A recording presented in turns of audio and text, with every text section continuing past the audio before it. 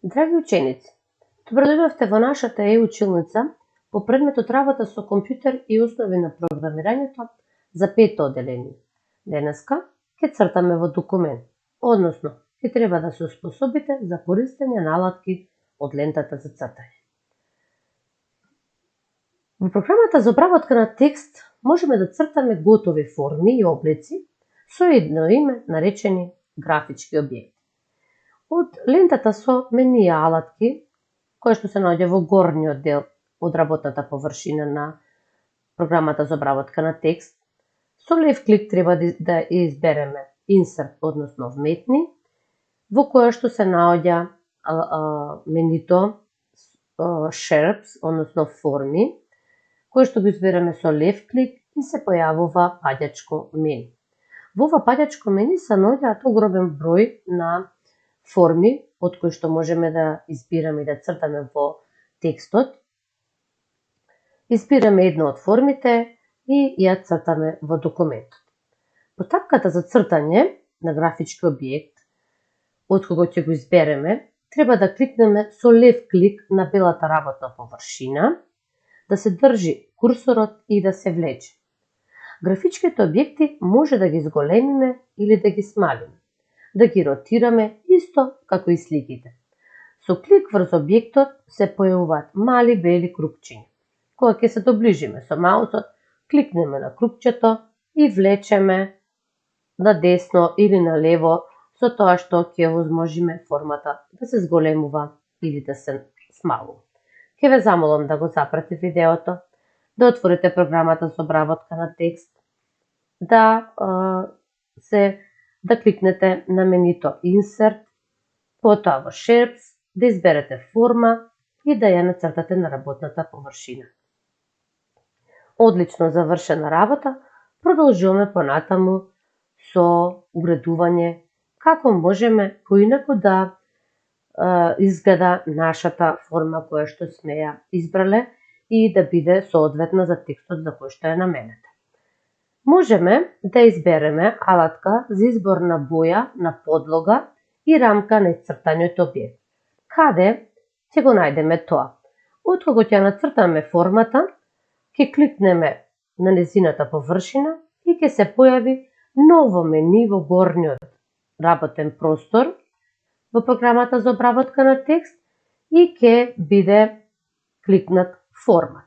Во новата лента со алатки можеме да избереме бојата на подлогата, потоа можеме да избереме алатка за избор на промена на бојата на подлогата на објектот, доколку од овие понудени лево бои не е онаа соодветна боја која што ни е потребна, можеме да ја замениме од големата палета на бои во која што се наоѓаат во новата алатка.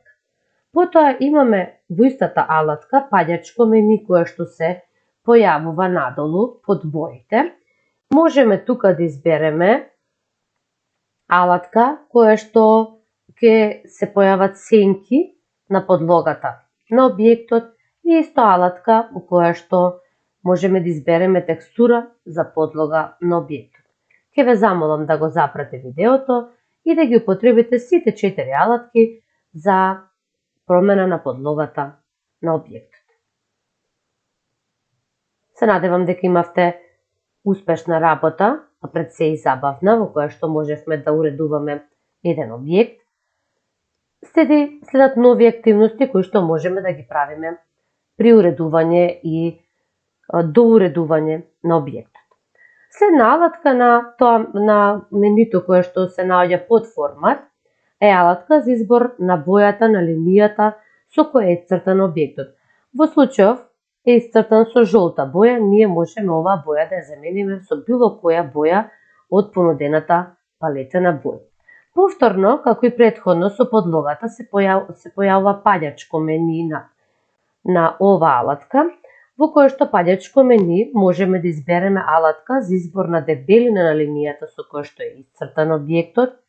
Исто така можеме да избереме и алатка за избор на типот на линијата со која што е исцртан објектот, права линија со точки, испрекинати линии и така натаму.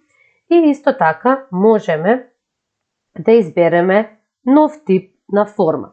Доколку оваа уредена форма и овој облик на форма не ни се допаѓа или не соодветствува со темата на содржината од текстот, можеме веднаш да ја замениме со друга форма или да нацртаме форма друга веднаш до прво нацртаната форма. Ке ве замолам да го запрете видеото и повторно да ги пробате 4 алатки, кои што пак ни служеа за доуредување на линијата со која што е исцртан објектот. Се надевам дека имавте забавна и успешна работа и истражување околу линиите на веќе исцртаниот објект. Следи нова алатка која што можеме да искористиме во лентата со алатки во формат. Тоа е алатката за поставување сенка на исцртаниот објект. Кога ќе кликнеме на самата алатка, ќе се појави паѓачко мени каде што можеме да избереме било која од овие сенки да биде сенка на нашиот објект кој што го нацртавме. Потоа можеме да избереме алатка за тродимензионално представување на исцртаниот објект. Исто така, од кога ќе кликнеме на алатката, ќе се појави паѓачко мени во кое што можеме да избереме било кое од овие тродимензионално представување на објектот, па дури можеме да менуваме и бои и форми. Понатаму, можеме да избереме алатка за позиционирање на објектот во текстот. Доколку имаме испишан текст, можеме да го позиционираме на одредено место во текстот, оној објект кој што го исцртавме, и можеме исто така да избереме алатка за поставување на објектот пред други објекти или слики. Можеме да избереме алатка за поставување на објектот зад други објекти или слики. Исто така, можеме да избереме алатката за поставување на објектот во текст, тоа што го работевме и при користење на слики во документ, и можеме да вршиме ротација и превртување на објектот. Ке ве замолам да го запрете видеото и повторно да ги истражите сите овие понудени алатки за дообработка на објектот. Се надевам дека ги истраживте сите можности и најдовте најразлични можности кои што ги нудат овие алатки за да доработиме објект или да го користите при работа со објекти во текст. Како прва активност ќе биде да го нацртате овој цртеж со помош на објектите во Shapes. Можете да ги користите истите форми или да бидете поинвентивни, покреативни, да користите друга боја на покривот, на куќата, на вратата, текстура поинаква, со тоа што ќе се обидете да ги истражите сите можности кои што ги нуди Shapes и алатките за обработка и доуредување на формите и на линиите на објектот кој што ќе го нацртате. Одлично завршена работа, сите цртежи може да ги пратите на мејлот на вашата наставничка, како следна активност која што е многу користена и многу позабавна е кога пишуваме стрипот.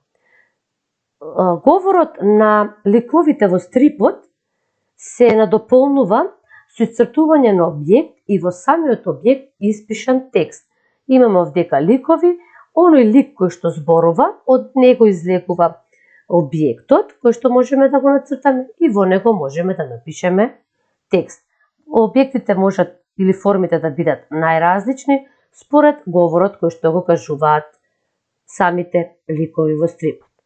И како за крај, една интересна домашна задача, секој од вас да избере објекти и да направи стрип, да избере ликови и да го уреди во својата програма за работа со текст.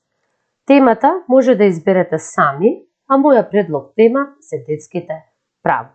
Ви посакувам убава пред се, креативна работа. Се гледаме на следниот час.